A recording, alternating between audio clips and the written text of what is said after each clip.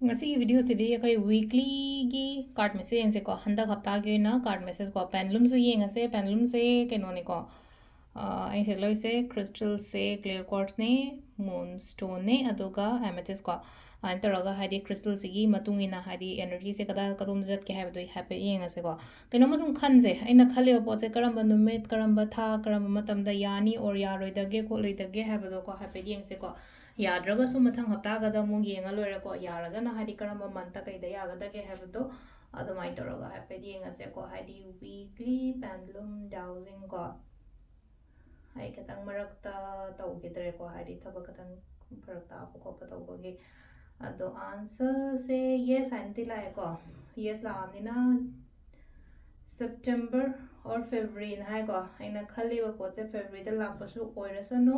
sigi energy se claim tawna bagi damakta video share tawraga ai comment le no ai gi positive kaino se aina pami poto hai phangi yare haina khalaga dumai tawga ibiro ko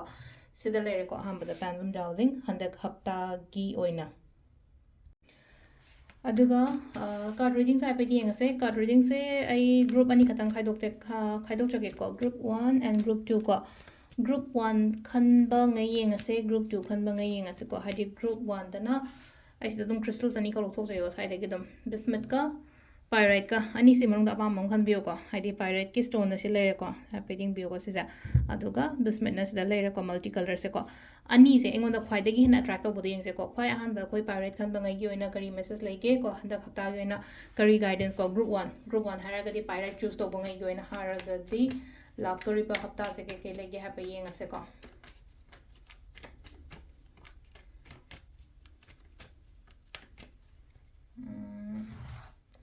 Layer ka card singse weekly tarot reading ni ko monthly ki so hapcha gram ne ado sesina weekly gi na handa hafta se problem solution ba ko chan ba oina oi ko hona bar khara wa le ko amuke no hona bi ko silai se ko chat ke tawge kaina khali ba me am do chatlo tawo engona kana ba result ka phasan la kani ko problem solution ba in hai se ko hadi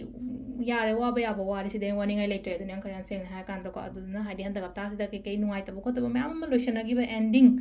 hadi DN hai ko sin malora kan da no bo ma howe den ko same adumaina hai ta DN oino of the DN stuck toroga leibo oiro ama oiro ko hadi problems loi lotion ba khochan ba hai tare ko isha se ketang khara ga hena hotna ba mayam darkar roi ko se hotna ba se ketang wat pani khangde distractions kum ba lei bani khangde amani khangde tumaina kum ba lei ko adu sida aina hotna matam da keno tawani ba yamna kanana la kani hai ba ya atradi kaino hai kan sida growth leiri adu ga ngai raga leiri ba pot thaba inkhang kum ba kai kum ba leraga so aingon da yam phajana positive sign lai ko sisina khoi ahan bagi kaino ko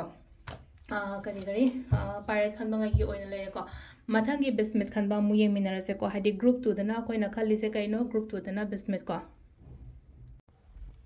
mathangi sina akoi gi bismuth choose to boi ko group 2 gi oina kari message laige habdo du happy gi minarase ko ado sisina koi gi group 2 ko group 2 bismuth ahan basida lere ani shu basida lere ahum mari then manga ko